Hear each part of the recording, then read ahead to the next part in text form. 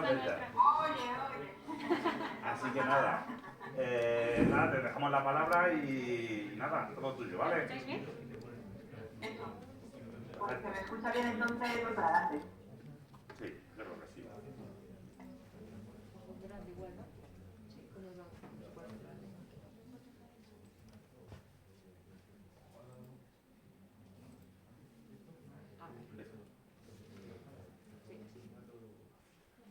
Vale, entiendo que se está viendo también bien la pantalla. Sí.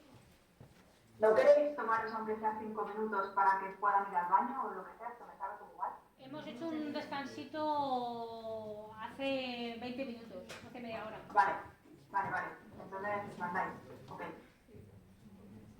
Bueno, pues lo primero de todo es agradecer el que podamos tener este ratito, que es sábado, tenéis muchísima moral. Yo por lo menos, vamos, me quito el sombrero y lo que haga falta por quien tenga esta predisposición y más en un sábado.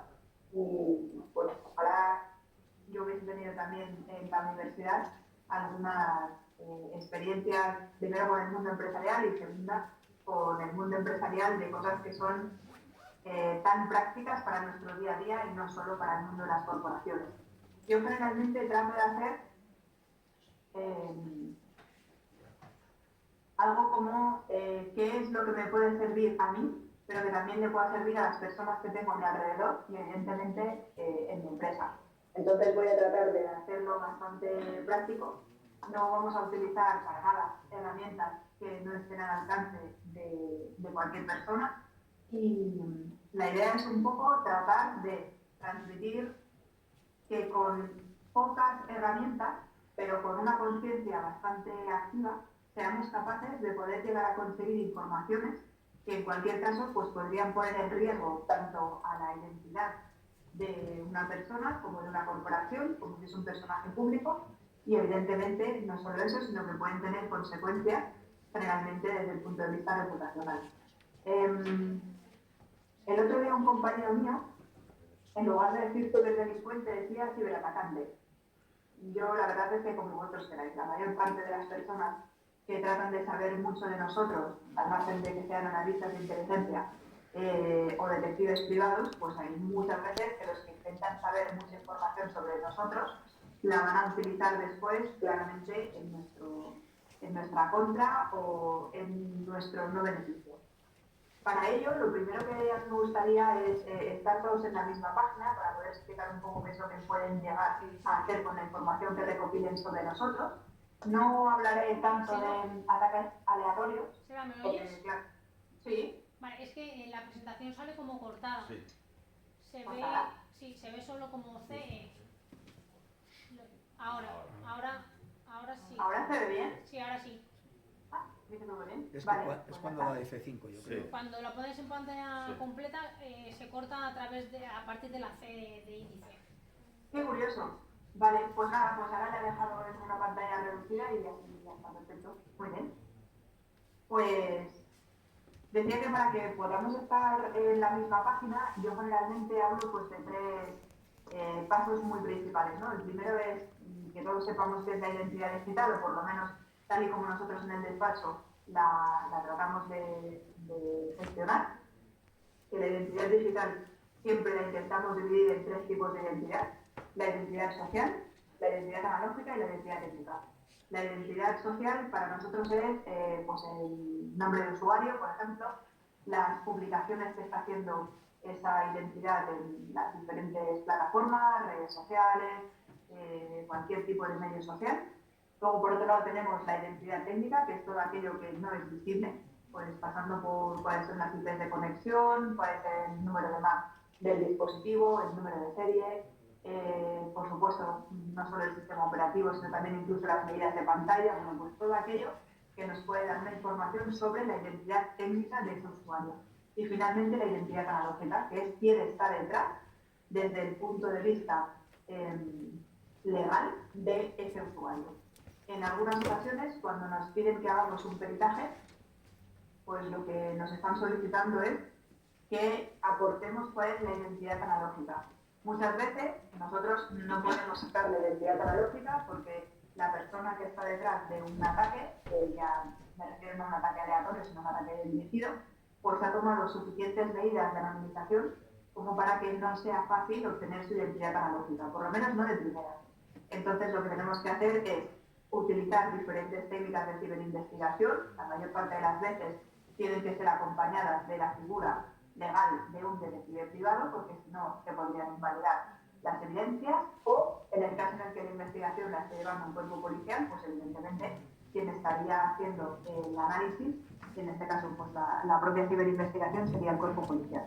Bien, la identidad digital generalmente también se puede definir de otro modo, que serían todas aquellas publicaciones o todas aquellas informaciones que se encuentran vinculadas a una identidad, tanto si es de forma consciente como si es de forma inconsciente.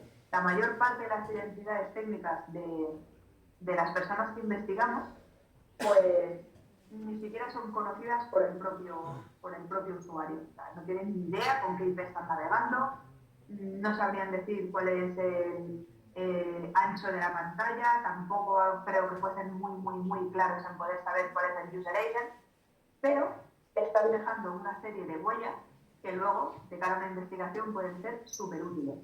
Y en este punto, para nosotros es muy importante saber cuál es, desde la parte de la potencial víctima o de la potencial persona que pudiese estar sufriendo algún tipo de ataque contra su identidad digital, cuál es el rastro que está dejando. Y cuál es el rastro que está dejando no solo con su identidad técnica, sino nos vamos a centrar un poco más en todas aquellas informaciones que pueden ser potencialmente explotables por una persona o por una entidad o por un grupo criminal y que nos podrían llegar a afectar, por lo cual vamos a tener que hacer un pequeño estudio de cuál es la actualidad de nuestra identidad digital, basándonos en estas tres tipos de identidades que decía y en estos dos tipos de enfoque. La identidad que es de conciencia o que realmente es pensada y la otra que es lo más inconsciente posible.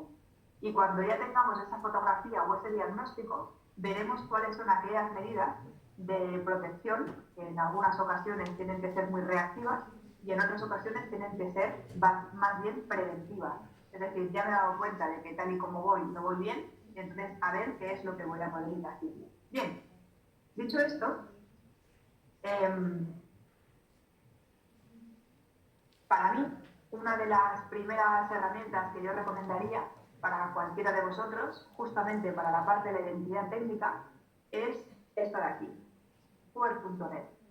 Os recomiendo mucho esta herramienta que hace un montón de años que utilizamos, tiene una versión gratuita y tiene una versión de pago. Con la versión gratuita igualmente ya podéis extraer información y me parece bastante interesante porque nos ayuda a poder tener un poco una idea de cuál es la huella que vamos dejando.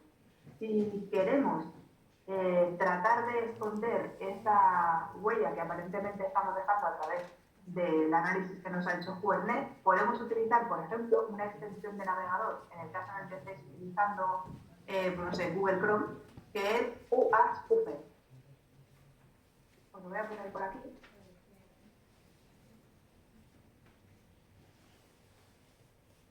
Esta extensión de navegador lo que hace es que yo puedo escoger desde el navegador cuál es el tipo de sistema operativo, cuál es el tipo de dispositivo, cuál es la ubicación e incluso cuál es la actualización del sistema operativo o incluso del navegador que yo estoy utilizando. De manera que si en algún momento pues quiero hacer ver que no soy ese usuario, sino que soy un visitante nuevo, pues lo puedo utilizar. Luego, es también bastante interesante que hagamos pruebas sobre cuáles son las informaciones que estamos dejando con el uso de nuestra identidad social media. Vamos a ver algunas de las herramientas que yo espero que puedan ser útiles. Pero sobre todo, mantener siempre el objetivo de que la idea es que nuestros datos personales en manos de alguien que lo quiera utilizar de forma inadecuada me pueda acabar generando problemas muy serios. Voy a empezar por los más domésticos y luego pues podemos hacer algo que sea un poco más empresarial, pero lo primero de todo sería, por ejemplo, se podría llegar a agravar una situación de acoso si hay alguien que está haciendo un stalking previo. Es decir, si alguien está recopilando una serie de información sobre nosotros y luego lo va a utilizar para poder atentar con comportamiento de acoso tanto físicamente como a nivel virtual. Luego nos podemos encontrar también con situaciones de personas que atacan mediante la suplantación de la identidad. ¿Cómo puede ser? Pues mira, esta mañana hemos visto publicado, que nos lo han pasado unos compañeros del equipo, que Belén Esteban está sufriendo una suplantación de identidad y que se está utilizando su imagen para una venta ilícita de productos que claramente ella no ha aprobado, ni ella ni nadie de su equipo, y que está generando una confusión tal que las personas que lo están comprando están seguras de que lo están comprando porque lo está tutorizando o lo está recomendando esta persona. No es el único caso, esto lo vemos cada día del despacho, pues alguien le ha suplantado la identidad para cometer una estafa, para cometer un delito, por ejemplo, de acoso y que sea como de falsa bandera, ¿no? Pues es la otra persona quien está haciendo este tipo de acoso o de delito, porque aparte aquí el límite es el cielo y es en función de la creatividad de cada persona que quiera utilizar la suplantación de la identidad de alguien. Pero también, por ejemplo, el tener datos que se hayan quedado perdidos en la red sin que estén tutorizados y que no sabemos muy bien cuáles son esos datos, pues nos puede acabar llevando a problemas, por ejemplo, como el hackeo de redes sociales que a lo mejor a nosotros no nos parecen demasiado preocupantes, pero que sí que lo son. En el caso de las credenciales, vamos a ver algunas herramientas que son bastante útiles y súper sencillas de poder utilizar, simplemente para poder llegar a ver cuál es la magnitud de la descoordinación y del descontrol que hay en los incidentes de seguridad. Pues he dicho que he pasado de algo que es un poco aparentemente más doméstico, luego algo de personajes públicos, a alguien que puede utilizar de forma negativa su reputación, y ahora en un ámbito empresarial a mí me pone, la verdad, que en una situación de bastante preocupación el hecho de que cuando hay un ataque contra una base de datos de una empresa, o cuando ha habido, por ejemplo, un ataque de ransomware en el que se ha accedido a mucha información, el previo a que haya sido cifrado, no lo estamos viendo tanto en este país, pero en otros países sí que es verdad que en esta obtención, o sea, en el acceso y en la obtención de esa información, luego se está empezando a utilizar para poder hacer lo del punto 1, que es acoso, extorsión, etc. Pero en el previo, cuando se han robado todas estas informaciones, entre ellas credenciales, documentación sensible, direcciones de correo, formatos de facturas, formatos de albaranes, de contratos, etc., hay algo muy curioso, y es que cuando la empresa tiene conocimiento del ataque que ha recibido y pone el conocimiento de vamos a centrarnos en España, pone el conocimiento de la Agencia Española de Protección de Datos lo que ha ocurrido, parece que el incidente es en ese momento. Pero desde mi punto de vista creo que es muy poco coherente que la empresa considere, o la institución, me da igual, que ese es únicamente el momento del incidente. Para mí, el incidente ha empezado mucho antes y evidentemente habría que hacer un análisis de logs, que habría que hacer un análisis de qué es lo que ha ocurrido previo al momento en el que se ha cometido el robo. Pero a partir de ahí, la gestión del incidente tiene que ser mucho más amplia, por lo cual, ya por una cuestión, si lo queréis llamar de política de responsabilidad social corporativa, pues lo llamaría así, tiene que haber una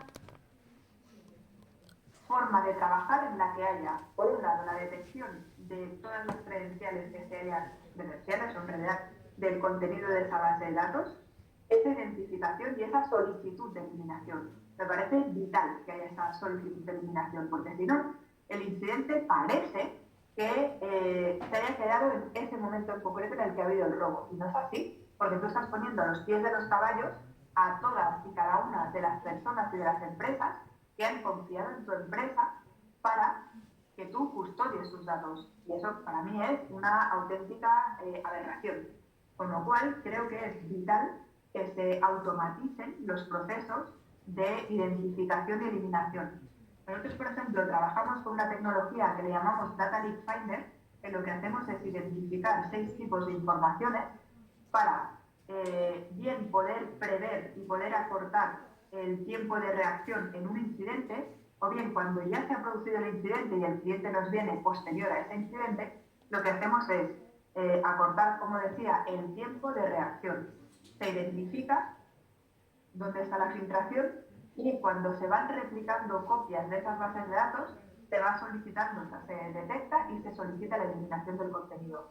Y creo que lamentablemente, como la mayor parte de las empresas no lo están poniendo en práctica, y no hablo de empresas pequeñas, hablo de empresas pequeñas, medianas, grandes y muy grandes, o incluso hablo también de instituciones públicas, pues bueno, como no podemos confiar al 100% en el buen hacer de las diferentes instituciones, nosotros como individuos, para no ponernos en una situación de mayor vulnerabilidad y que por lo tanto al ciberdelincuente no se le haga más fácil poder llegar a nuestros datos y explotarlos, yo lo que haría es tratar de encontrar una forma de poder identificar la vulneración de nuestros propios derechos. Vamos a poner un ejemplo. ¿Qué es lo que yo haría para poder ver cuál es el estado de nuestra identidad digital? Primero de todo, hacer una identificación en fuentes abiertas de las diferentes informaciones que hay sobre nuestra identidad digital, nuestra identidad técnica y nuestra identidad analógica, que deberían de pasar por, como mínimo, identificar cuál es la huella que estamos dejando a nivel de navegador y de explorador, ver cuáles son las herramientas que se han utilizado y que probablemente han dejado ciertas informaciones sobre geolocalización, ver con los diferentes motores de búsqueda y motores web, evidentemente, diferentes tipos de directorios, cuáles son las sesiones, no solo que tenemos abiertas, sino cuáles son todas aquellas informaciones que se podrían encontrar de nosotros. Evidentemente, también podríamos llegar a utilizar incluso en algunas ocasiones herramientas tipo, por ejemplo, Brand Yourself. Esto lo voy a poner por aquí. Esta no es gratuita, pero es verdad que tiene un periodo de prueba y la verdad es que para lo que lo vamos a utilizar ya nos podría servir. Como por ejemplo Brand Yourself o como por ejemplo Feynman, en la que pudiésemos ver algunas de las informaciones que no nos interesaría en ningún caso que estuviesen accesibles de cara a terceros. Y luego, evidentemente, como no vamos a estar haciendo esta comprobación continuamente y al minuto, pues vamos a tener que dejar que sean las propias herramientas quienes trabajen para nosotros mismos. Yo lo que haría es automatizar búsquedas sobre nuestra identidad analógica.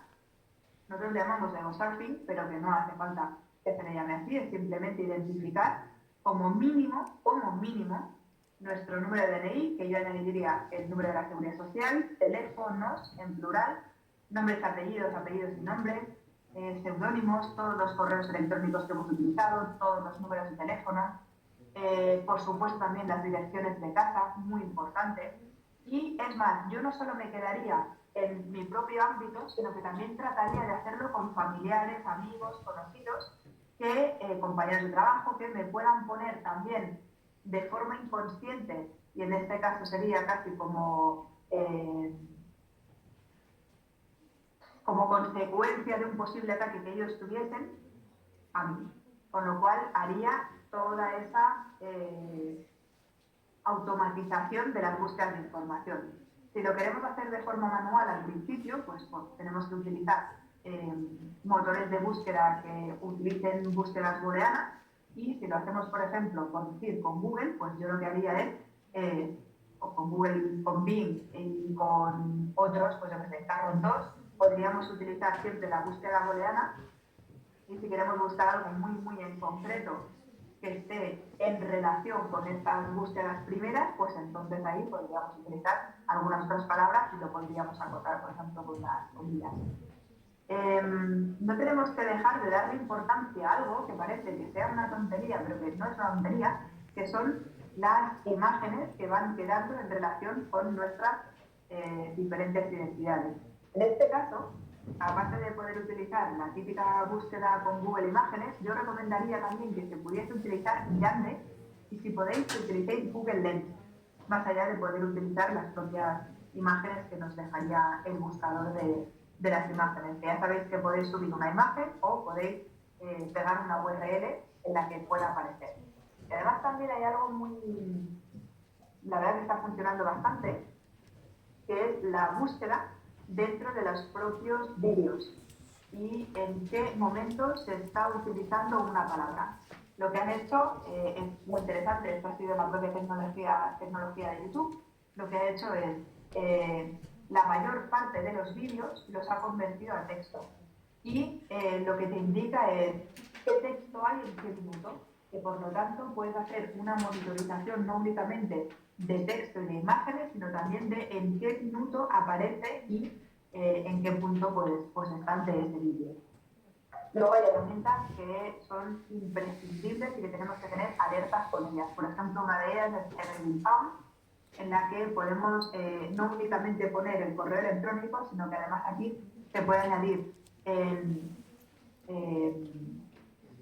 formato internacional, la búsqueda de un número de teléfono móvil. Y esto os lo recomiendo muchísimo porque hay una cantidad de filtraciones de contraseñas bestial. Esta base de datos está bastante bien, todo y que no es la más completa.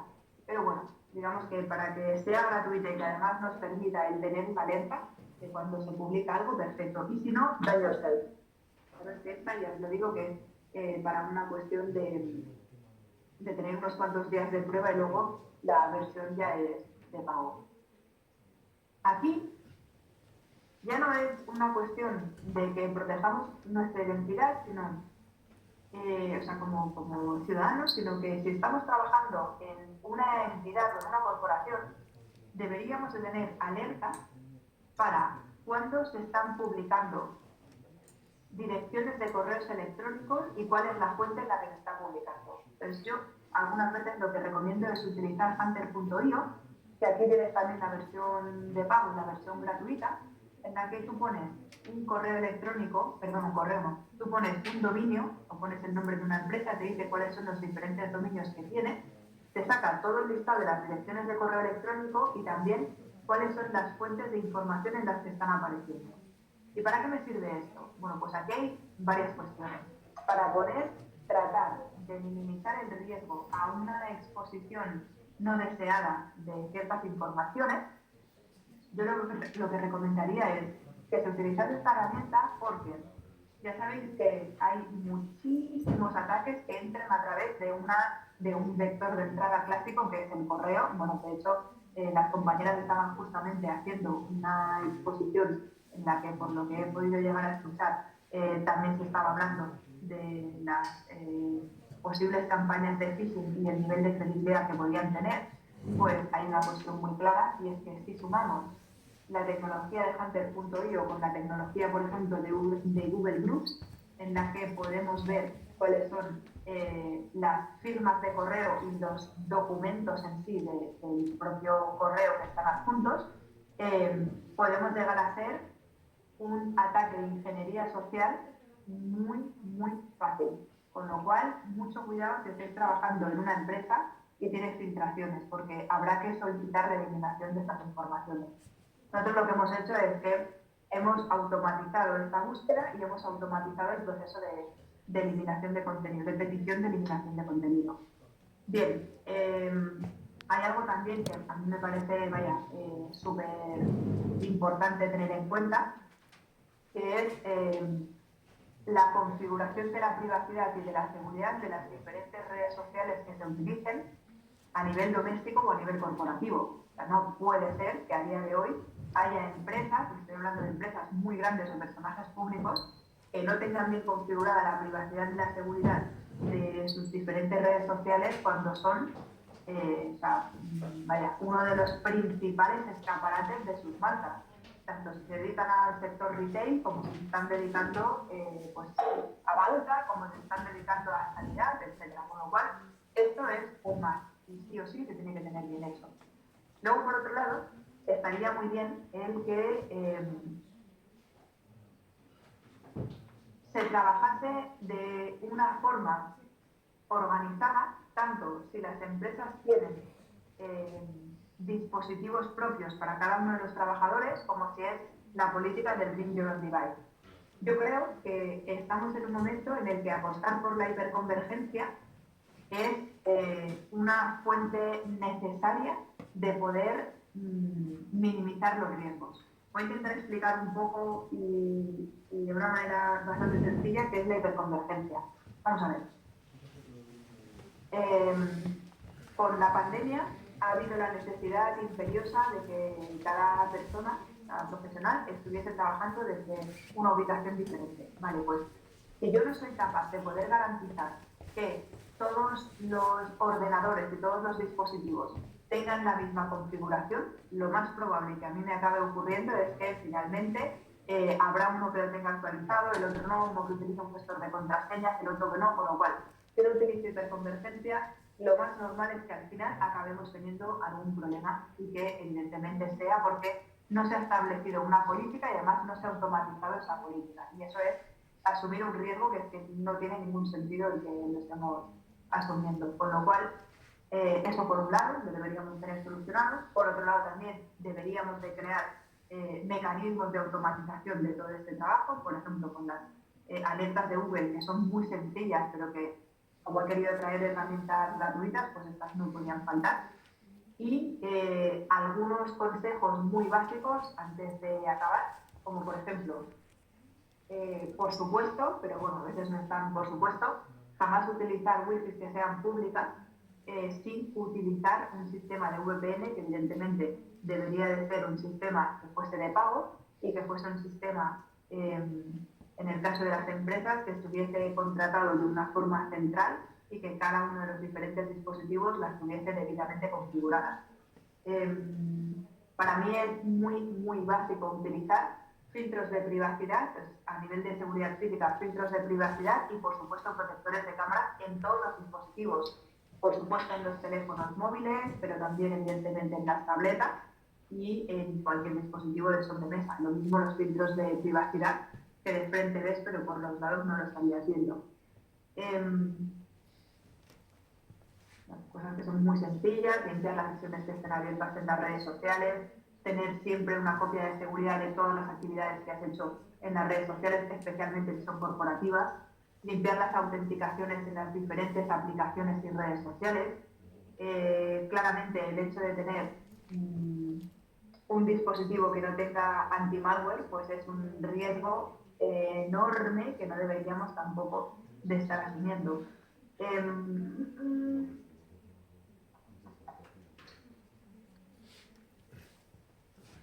Las copias de seguridad, yo todavía me quedo alucinada la cantidad de empresas que no hacen copias de seguridad de su información o que no las tienen cifradas.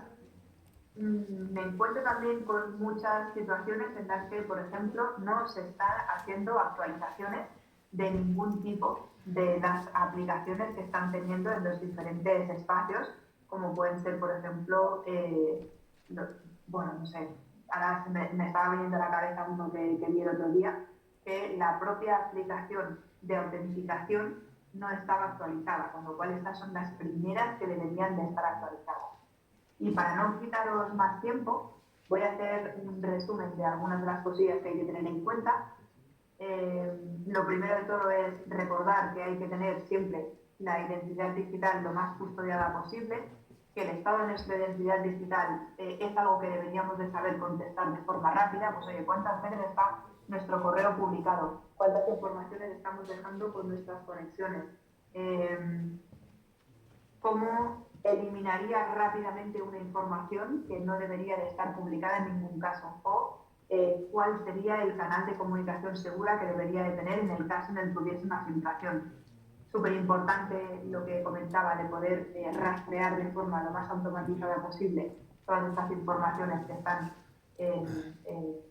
dejando al descubierto nuestra identidad digital. Recuerdo algunas de las aplicaciones, Hyperlink-Bound, Hunter.io, utilizar las alertas de Google, utilizar Brand Yourself, siempre utilizar VPNs que sean de pago y tener debidamente configuradas tanto las diferentes aplicaciones como, evidentemente, el apartado de privacidad y de seguridad de las diferentes plataformas en las que estemos trabajando. Y ahora, si queda alguien en la sala y hay dudas y preguntas, pues yo estaré encantada de poderlas responder.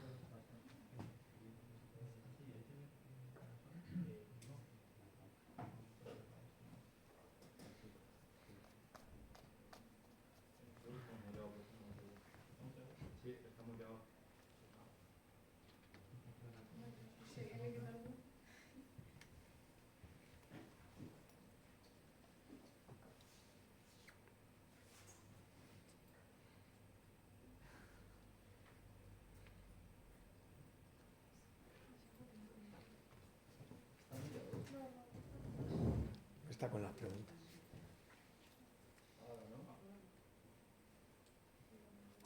No sé si hay ¿Alguna duda o pregunta? alguna pregunta, consulta. Por aquí en esta sala parece que no. Por esta sala parece que no. Voy a otra. Vale. Somos 3 salas, voy a otra. Vale, vale. Yo lo puedo poner por el chat.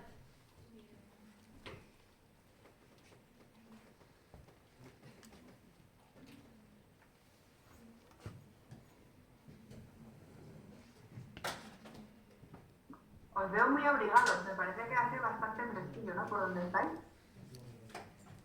Bueno, pues para ser Segovia ni tan mal, ¿eh? Yo creo que bien. Hoy ha bajado, hoy ha bajado. Pero ayer hizo bueno.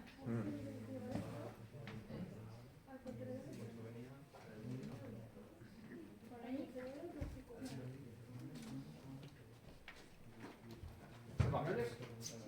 Sí, perfectamente. Perfecto, bueno. En principio parece que todo ha quedado clarísimo, clarísimo. Con lo cual, pues bueno, no hay en principio ninguna duda o pregunta de todas formas. Si alguien tiene alguna duda o pregunta, nos la puede remitir a nosotros, que perfectamente se la hacemos llegar a Silva para que conteste y vamos, todo siempre pues para vosotros. ¿De acuerdo? Pues muchísimas gracias y yo me voy corriendo porque está Televisión Española esperando para ponernos a hacer una cosilla de criptomonedas y estafa.